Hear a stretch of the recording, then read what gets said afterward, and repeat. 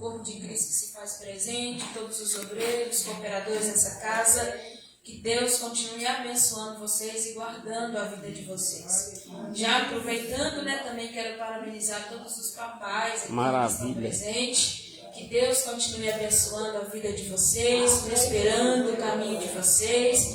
E aos que são casados, que Deus multiplique o dinheiro de vocês para os nossos esposos gastarem.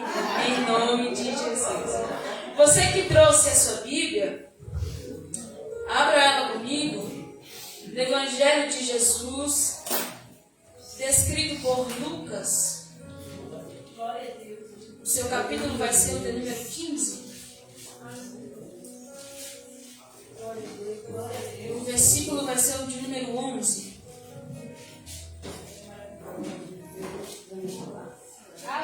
Eu vou acompanhar com os irmãos aqui, porque meu esposo me deu essa Bíblia aqui, e ela é uma versão atualizada. Eu não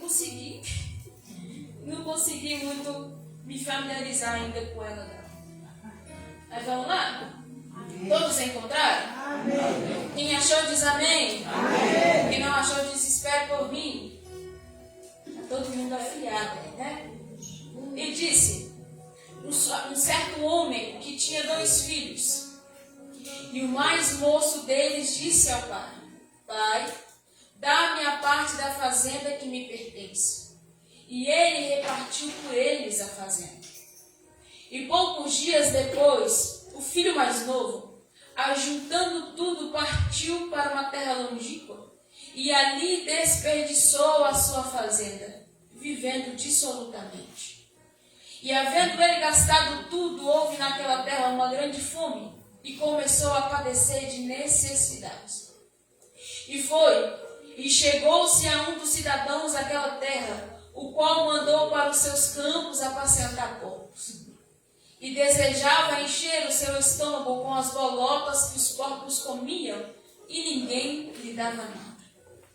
E caindo em si, disse: Quantos trabalhadores de meu pai têm abundância de pão, e eu aqui pereço de fome. Levantar-me-ei, irei ter com meu pai, e dir-lhe-ei: Pai, pequei contra o céu e perante a ti, já não sou digno de ser chamado teu filho. Faze-me como um dos teus trabalhadores. E levantando-se foi para o seu pai. E quando ainda estava longe, viu seu pai e se moveu de íntima compaixão. E correndo lançou-se ao seu pescoço e o beijou. E o filho disse: Pai, pequei contra o céu e perante a ti, e já não sou digno de ser chamado teu filho. Mas o pai disse aos seus servos: trazei depressa a melhor roupa e vestido, e ponde-lhe um anel na mão e sandália nos pés. E trazei um bezerro cevado, e matai-o, e comamos e nos alegramos. Porque este meu filho estava morto e reviveu, tinha-se perdido e foi achado. E começaram a alegrar-se. Curve somente a tua cabeça. Pai, nós te louvamos e bendizemos o teu santo nome, Senhor, mais uma vez, porque o Senhor é digno, o Senhor é santo, o Senhor é fiel. Pedimos, Espírito Santo, para que o Senhor fale conosco mais uma vez por intermédio da tua palavra.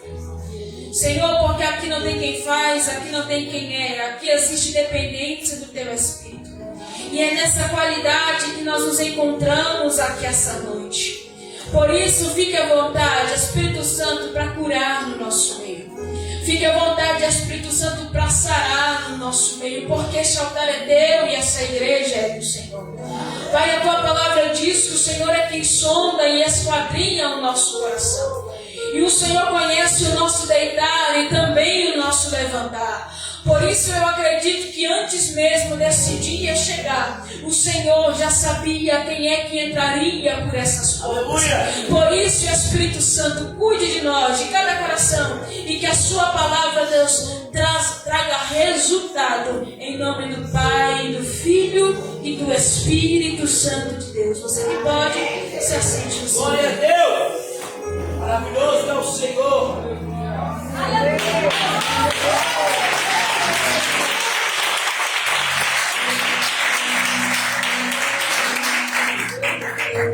Esse texto, ele é um texto bastante comum no meio de nós, porque ele é um texto bastante pregado, é um texto que nele foi baseado bastante louvores. E esse texto ele é muito interessante, porque além dele se parecer muito com alguns aspectos da nossa vida, ele é um texto muito rico em nos auxiliar, em nos endireitar, em nos mostrar aquilo que o Senhor tem desejado para nós. Esse cenário aqui, que está diante de nós, é um cenário bastante comum, aonde no seu capítulo de número 15, Lucas, ele vai dar início ao texto relatando cenários bastante comuns que aconteciam na Bíblia, aonde Jesus estava pregando e ali tinha uma multidão para ouvi-lo. Dentro desses 3 anos de ministério de Jesus, você vai se deparar em várias vezes e em vários momentos Jesus falando e uma multidão o escutando. Então, nesse momento aqui, ele não é um momento atípico, é um momento muito comum, que Jesus está pregando e uma multidão está ouvindo. Mas o que traz diferença aqui nesse texto é que Lucas ele vai ser detalhista em uma única vez na Bíblia, onde ele vai dar nomes ou ele vai separar grupos dentro dessa multidão. E qual é? Ele vai nos ensinar e ele vai nos mostrar que dentro ali daquela multidão que estava ouvindo a Jesus, tinha muitos pecadores, cobradores de impostos e pessoas de má fama que estavam lá reunidos. Então, esse grupo que está lá ouvindo Jesus não era um grupo bastante comum. Jesus está perto de gente que ninguém queria estar perto. Jesus estava próximo de gente que ninguém queria estar próximo. Perceba quando ele vai relatar essa peculiaridade, essa exclusividade desse texto. Pode pôr um fundinho para mim, por favor?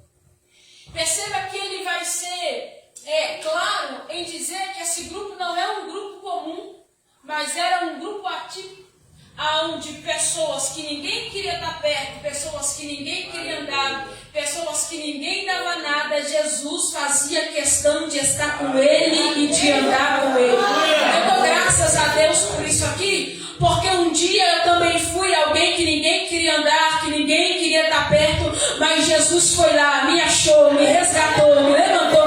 Talvez eu estou pregando para alguém que se enquadra nesse momento aqui, que um dia ninguém queria estar perto de você, um dia ninguém queria andar com você, ninguém queria ser teu amigo, mas veio lá e o Espírito Santo de Deus te resgatou, te moldou, e hoje você está aqui para a glória e honra do nome dele. Ninguém queria estar próximo, mas Jesus estava. Ninguém queria andar com eles, mas Jesus andava. E isso aqui começou a causar confusão no meio deles. Porque se você observar no capítulo de número 15, versículo de número 2, Lucas ele vai escrever para a gente que os fariseus e os mestres da lei começaram a se perturbar, a se incomodar, porque Jesus estava andando com os pecadores e comendo com eles. E isso vai causar grande confusão, porque eles vão dizer assim, olha, como alguém que se diz ser santo, como alguém que se diz que não tem pecado consegue andar com quem é pecador? Eles não conseguem compreender que Jesus, por mais que ele fosse santo, por mais que ele não pecasse, ele tinha a sabedoria e ele tinha a maturidade de andar com gente que era errado. Irmã, você está querendo dizer que eu tenho que andar com quem é errado? Não. Mas aquilo que Jesus estava fazendo eu sou diferente. O que está em mim vai conectar eles também. Aleluia, Deus. Aquilo que está em mim, preste bem atenção, porque às vezes a gente tem a ideia na nossa cabeça que o nosso pecado vai afetar a Jesus. Como assim, Ana? Eu vou dar aqui um claro exemplo simples. Quando você chama alguém para a confissão de fé e você diz assim, irmão, vamos aceitar a Jesus, e ele diz assim, eu vou largar algumas coisinhas e depois eu me achego a perto dele. Quando você diz assim, irmão, vamos no culto comigo, e ele diz assim, não, hoje meu dia eu aprontei muito, eu vou esperar um dia que eu acordar bem, que eu não pecar, e esse dia nunca vai chegar, porque a gente pega todo dia. Verdade. E depois que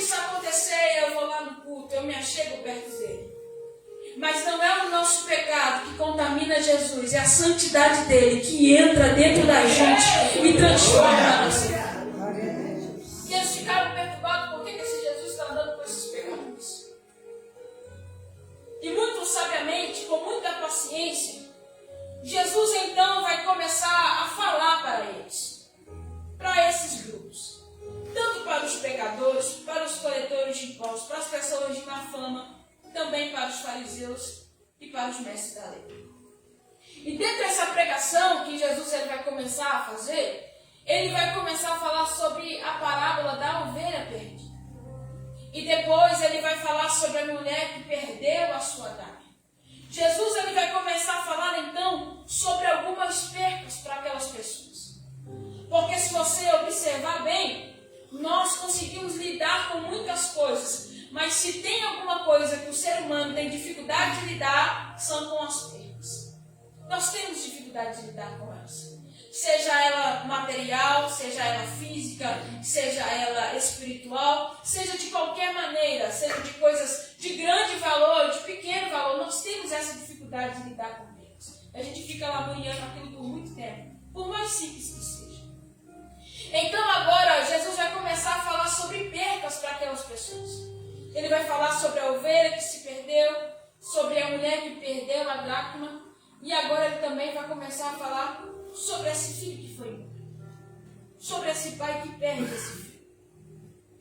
E se você observar bem, Jesus vai dar início à palavra dizendo que um pai ele tinha 2 filhos.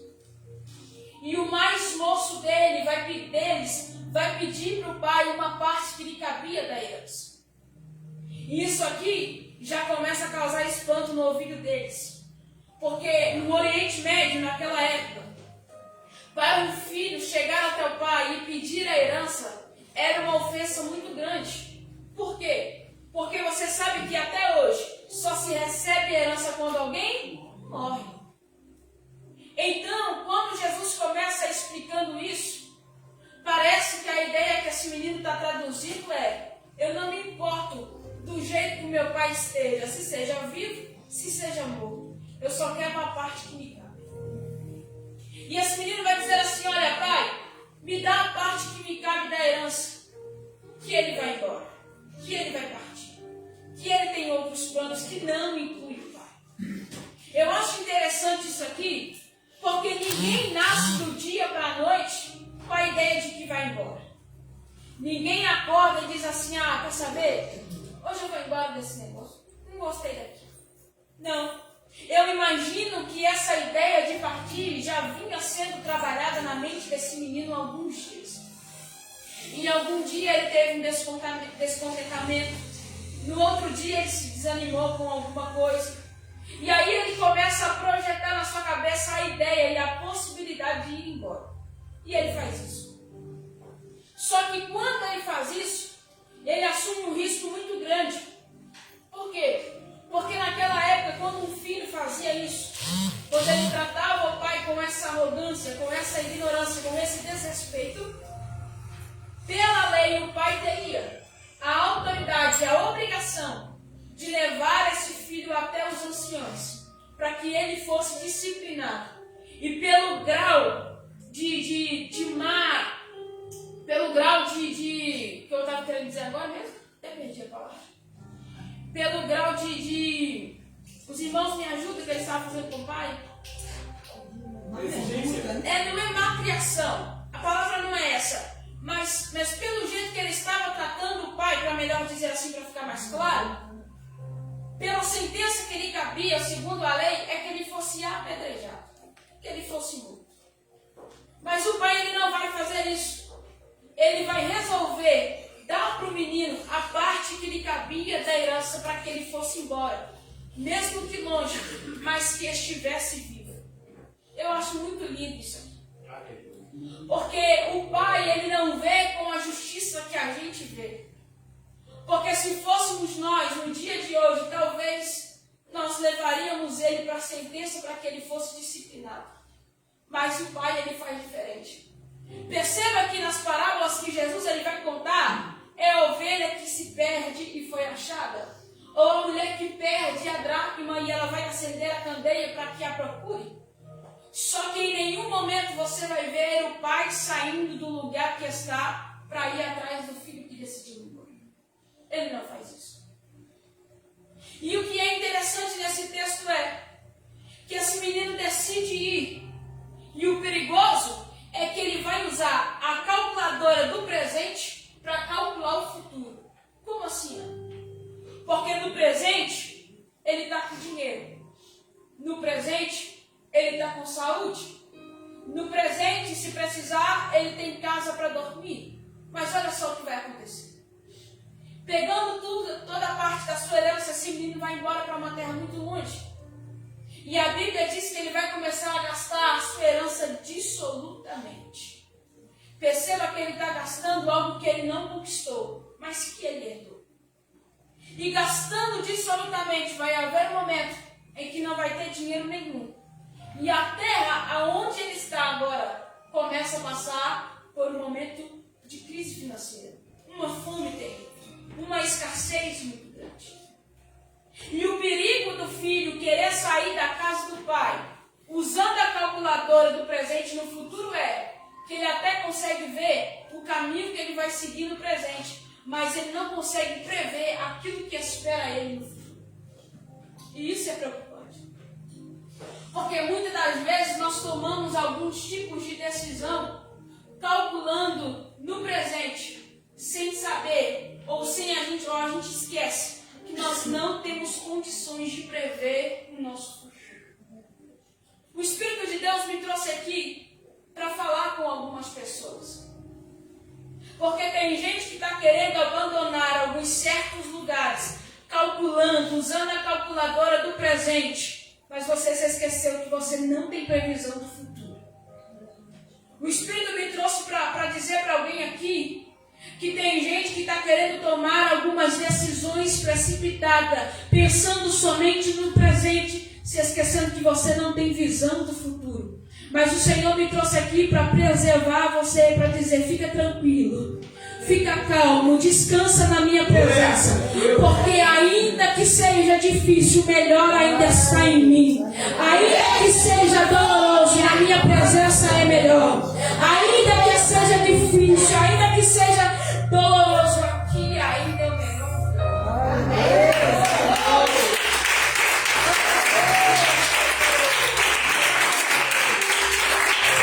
Ele vai para uma terra distante, e essa terra agora começa a passar por uma crise muito grande. Se a gente puder espiritualizar esse momento, faz parecer até que é por causa dele que aquela cidade começa a ter escassez. E dentro daquela crise, ele sem dinheiro, ele vai procurar um trabalho. Ele vai procurar um lugar para que ele ganhasse alguma coisa, para que ele pudesse se alimentar. E ele vai procurar entre os cidadãos, e a vaga que ele acha para trabalhar é como apacentador, como cuidador de porcos. E o porco para o judeu era considerado o animal mais imundo que se poderia ter. Para o judeu, o porco não serve nem para consumo, nem para alimentação, nem muito menos para sacrifício. Para o judeu, a pior coisa que tem, se ele quiser ofender alguém, ele o chamaria de porco, porque para eles é a pior coisa que existe. Imagine a humilhação que esse menino vai começar a passar agora. Porque outrora ele estava na casa do pai, tendo o melhor que ele poderia servir. E agora ele está sendo trabalhador em um lugar como um apacentador de porcos. Sabe o que o Espírito me fez entender isso aqui? Que todas as vezes que nós resolvemos quebrar princípios, sempre haverá uma vaga de apacentador de porcos. Todas as vezes que o filho desejar sair da casa do pai, o diabo sempre terá uma vaga aberta como apacentador de porcos. Perceba que esse menino, ele vai começar a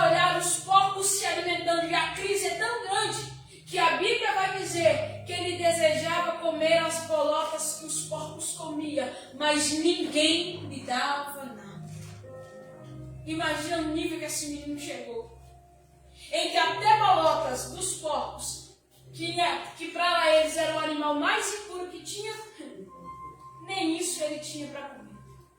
Ele chegou no nível de miséria, de escassez tão grande, que nem aquilo que ninguém queria, ele tinha para comer. Só que o que é interessante no texto é que a Bíblia vai dizer que em algum momento, dentro desse cenário, ele vai cair em si. Parece que uma chave vai virar na mente dele. E ele vai começar a se lembrar de como era na casa do Pai. Eu gosto disso. Porque o Espírito Santo ele é tão bom que existe alguns momentos ele que nos permite virar a chave para que a gente possa analisar se essa vida que estamos vivendo compensa mesmo. Ele cai em si. Ele começa a dizer assim: até os escravos da casa do meu pai têm pão para comer e eu aqui, que sou filho, estou padecendo de fome. Ele vai começar agora a traçar uma ideia de como ele vai ser inserido novamente na casa do pai. E ele vai dizer assim: olha, eu vou chegar até o meu pai e vou dizer assim: pai, eu pequei contra o céu e contra ti, e eu já não sou digno nem mesmo de ser chamado teu filho, mas me recebe na tua casa, nem que seja como seu escravo. Por que ele está querendo ser recebido, nem que seja como escravo? Porque naquela época, quando um filho causava vergonha para a família, quando alguém causava vergonha para a família, e se ele quisesse voltar a ser aceito no seio familiar, ele tinha que pagar um certo valor para aquela família para que ele pudesse ser aceito.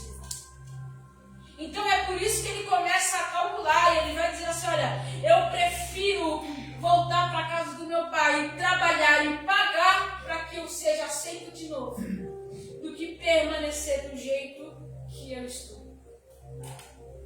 É muito legal quando o Espírito Santo ele dá para a gente essas oportunidades de reconhecer que o lugar que nós estamos não nos cabe mais. O Espírito de Deus te trouxe aqui para você fazer uma análise pessoal da sua vida, do lugar que você está, do nível de espiritualidade que você está, para você poder calcular se é isso mesmo que você está querendo para a sua vida. Se é nesse nível mesmo que você está querendo viver. Mas não se preocupe, porque se nessa noite você cair em si, a casa do Pai ainda está no mesmo lugar te esperando. O Pai ainda está no mesmo lugar te aguardando. Ainda tem jeito para a sua vida. Ele vai fazer isso falando em si. Ele se levanta e ele vai. E é legal isso, porque ele cria uma estratégia e ele vai executar ela. Porque não adianta a gente ficar fazendo planos de mudança se a gente não colocar em prática. Ele cai em si, se levanta e vai. E ele só vai porque ele sabia o caminho de casa. Perceba que não é o pai que vai até ele, mas é ele que vai até o pai, porque o pai não saiu do lugar. Aleluia a Deus! Ele vai até o pai. E ele vai começar a colocar para fora o seu discurso. E ele vai dizer assim: olha, pai, eu pequei contra o céu e contra ti. Eu não sou digno de ser chamado teu filho. Mas recebe-me como nem que seja um de seus escravos. O pai vai olhar para ele e vai dizer: meu filho, parece que você não sabe mesmo sobre meu amor e a minha misericórdia, a minha graça. Mas vem aqui. Porque quando o pai vai olhar para aquele menino, ele vem todo sujo. Porque ele estava apacentando porcos. Por causa da sua caminhada, porque ele foi para uma terra muito longe. Ele estava totalmente abandonado, estava totalmente desapropriado para o ambiente que ele estava. Aí o pai vai dizer assim: olha, buscai para ele a melhor roupa, o melhor sapato e o vestido. Sabe o que é interessante? Que eu andei estudando essa tarde. E eu li que naquela época a melhor roupa que se tinha na casa era a roupa do próprio pai. Olha que lindo isso. O pai,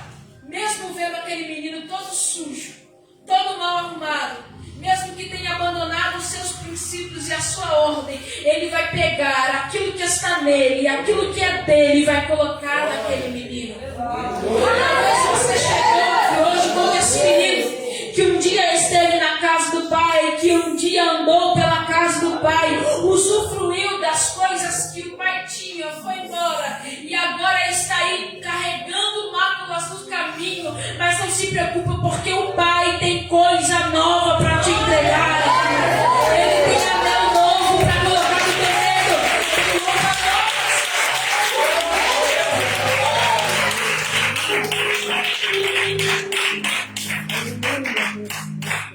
olhe para alguém que está ao seu lado e me ajude a pregar, pelo amor de Deus, e diga para ele: não importa o caminho que você andou e as consequências que você teve, o Pai tem coisa nova para você.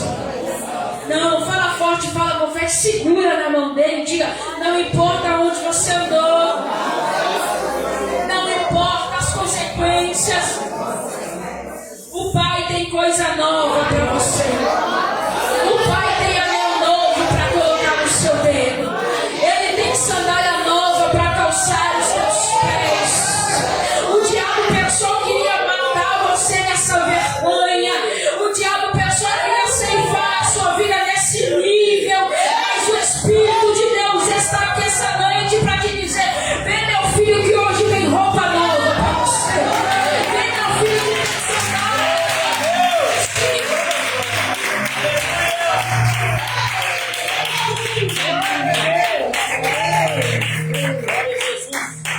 Esse pai agora vai começar a preparar uma festa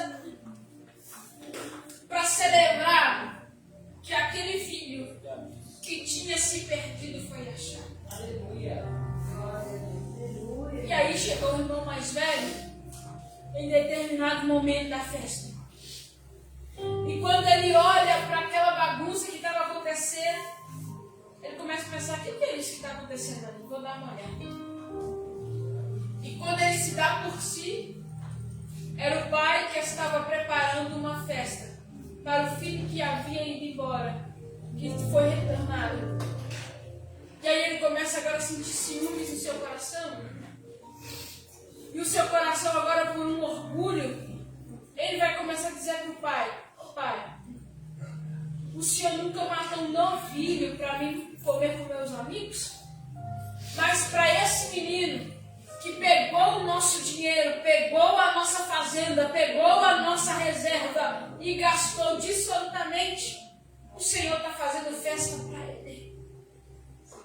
Olhando pelo outro lado da moeda, parece que é um pouco fácil compreender esse filho. Porque ficar na casa do pai e obedecendo os princípios do pai e honrando o pai, nem sempre é fácil. E às vezes a gente começa a colocar a balança. Uai, Jesus, eu estive aqui o tempo todo, eu fui fiel aos seus princípios, e esse fulano que estava lá fora, que viveu dissolutamente, chegou ontem, e o Senhor já está enchendo ele de presentes e de coisas novas. E aí o pai vai virar para ele e vai dizer: olha, você não entendeu. É que tudo que tem aqui na casa já é seu. Aleluia. Tudo que nós temos aqui já te pertence. Mas o teu irmão estava perdido. E ele foi achado. O Espírito Santo está querendo colocar no nosso coração que nós devemos nos alegrar com a vitória dos nossos irmãos. O que o Espírito está querendo nos ensinar, que se o irmão prospera mais do que nós, isso não deveria ser um problema, mas deveria ser motivo de alegria. Se a oração de alguém está sendo respondida mais rápido do que a nossa, isso não é um problema, mas isso deveria ser motivo de louvor e honra a Deus. O Espírito de Deus está nos trazendo aqui essa noite para que a maturidade dele se achegue até nós. Porque alguém foi embora e se perdeu e foi achado. Fazendo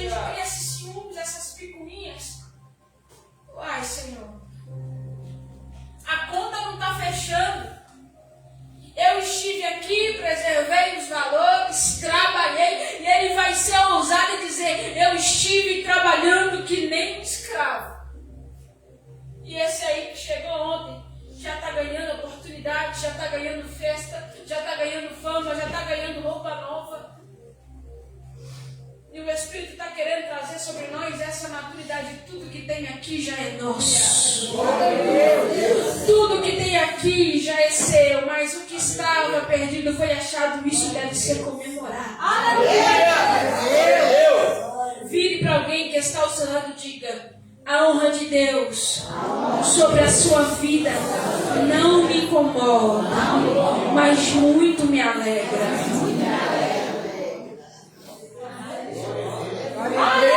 Amém sobre isso? Amém.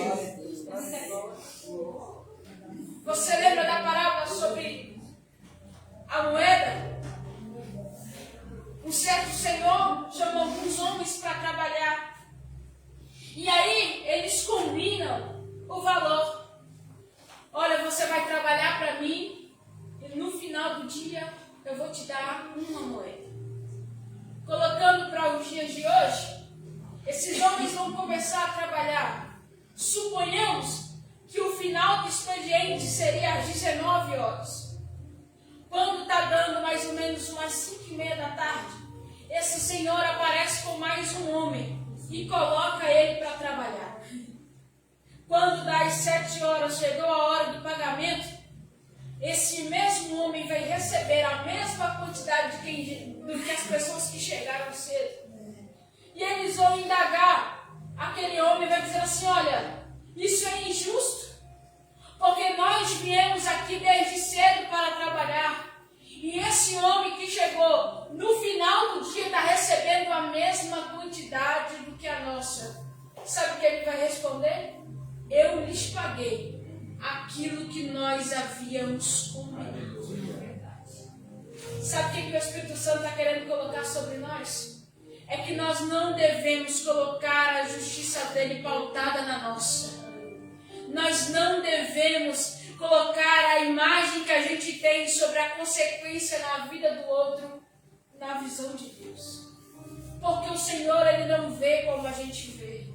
A gente vê aquilo que está diante dos nossos olhos, mas o Senhor, ele vê o coração. Você lembra quando o fariseu e o servo vai começar a orar? O fariseu e o pecador estavam orando. Isso está escrito na Bíblia, eu só não me recordo agora o texto, mas eu vou pedir para mandar para os irmãos. E eles estão no mesmo ambiente orando. E o fariseu, olhando que havia um pecador do lado dele, ele vai começar a orar. Ele vai orar assim: ah, Senhor, muito obrigado porque eu tenho andado nos teus princípios e não tenho abandonado os teus valores.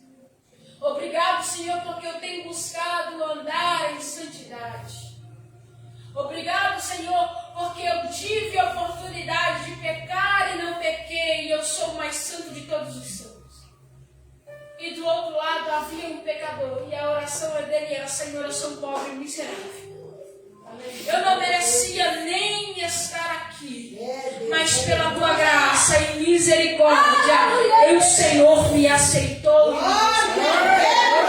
Bíblia diz que o Senhor vai olhar com seus olhos poderosos para aqueles homens e ele vai abater e rejeitar a oração do fariseu, mas a oração daquele pobre pecador vai chegar com cheiro suave às cantareiras. E às vezes a gente vê uns os outros e a gente quer calcular a nossa espiritualidade com a espiritualidade do outro, a nossa santidade com a santidade do outro. O Espírito Santo está dizendo: olhe para si. Nós devemos parar de nos preocupar com aquilo que Cristo pensa sobre os outros, porque isso importa somente a Ele. Mas nós devemos parar e analisar aquilo que Cristo está pensando sobre nós. Perdemos muito tempo tentando analisar aquilo que o outro faz e que não deveria estar na igreja, ou não deveria estar em certos lugares na igreja, pautado na nossa realidade de exames.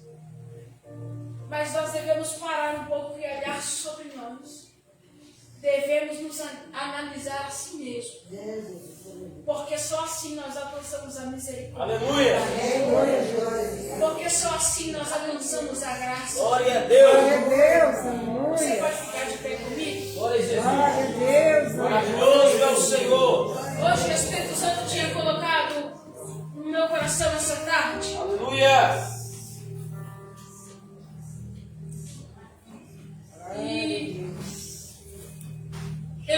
aconselhando uma pessoa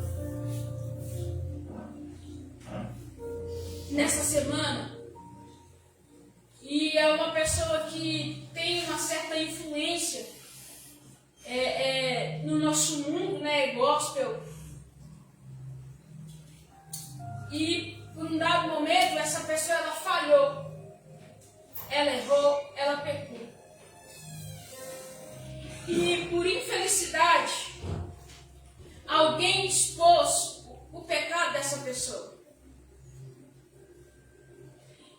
E expôs de tal maneira que não ficasse só dentro da igreja, mas que saiu para outras igrejas, e aí saiu do controle do pastor dessa pessoa, e essa pessoa estava morrendo espiritualmente por causa disso. E aí Cristo me fez analisar, dentro dessa situação, quantas vezes nós perdemos pessoas, porque ao invés de nós abraçarmos, a gente ajuda a empurrar essa pessoa para fora. Eu tenho liberdade de falar isso aqui, porque os irmãos já estão acostumados comigo, o pastor mesmo já até me ofereceu a chave da igreja. Mas que nós devemos voltar aos nossos princípios, aonde o pecado do outro não deve ser motivo para nós excluirmos ele, mas que o pecado do outro seja motivo para nós nos aproximarmos mais uns dos outros. Você lembra daquela mulher que iria ser apedrejada? As pessoas estão com a pedra na mão para atacar aquela mulher porque ela havia sido pega em flagrante no seu pecado, e as pessoas estão prontas para matá-la. E aí Jesus vai virar para ele e vai dizer: aquele que não tem pecado, que atire a primeira. Sabe qual era a diferença do pecado daquela mulher para o pecado daquelas pessoas que estavam com a pedra na mão? É que naquele momento o pecado dela era aquele que estava sendo exposto. E sabe por que ninguém tacou a pedra? Porque no fundo eles sabiam que por mais que o pecado dele ainda não tivesse sido exposto, eles eram pecadores. Você pode, pelo amor de Deus, segurar na mão desse irmão que está ao seu lado? Eu quero que nós vamos agora orar uns pelos outros.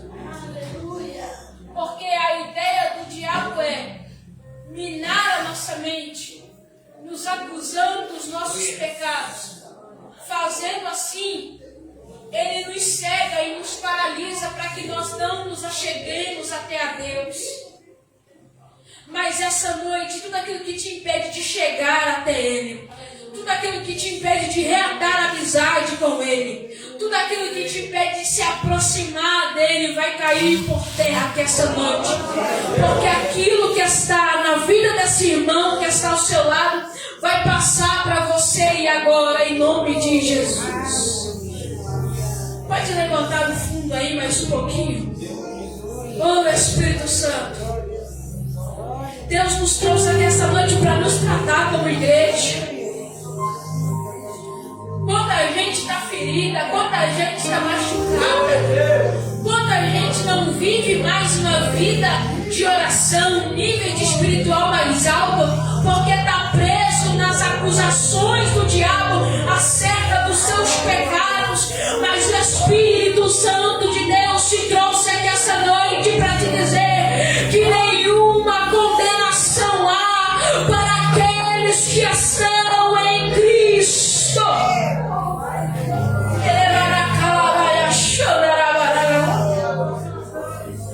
O Espírito de Deus se faz presente aqui essa noite, porque está querendo dizer para alguém: não é o teu pecado que vai dificultar o teu acesso comigo. O que vai dificultar são as paredes que nós mesmos levantamos para não nos achegarmos até Ele.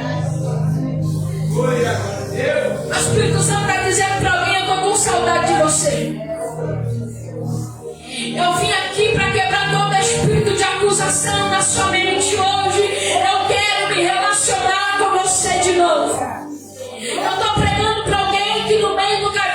você soltou a mão de Deus, mas hoje você vai voltar de mão dada com Ele aqui essa noite. Oh, Espírito Santo de Deus, vai orando, vai chamando a presença dele aí, vai atraindo a presença dele aonde você está. Cadê você que por algum momento você se afastou na casa do Pai? E eu não estou dizendo de você se desviar, mas eu estou dizendo de você ter saído do lugar que não deveria, do ambiente de aproximação e intimidade. O Espírito está te convocando aqui essa noite. Volta para o nosso lugar. Volta para dentro do lugar que você não deveria ter saído.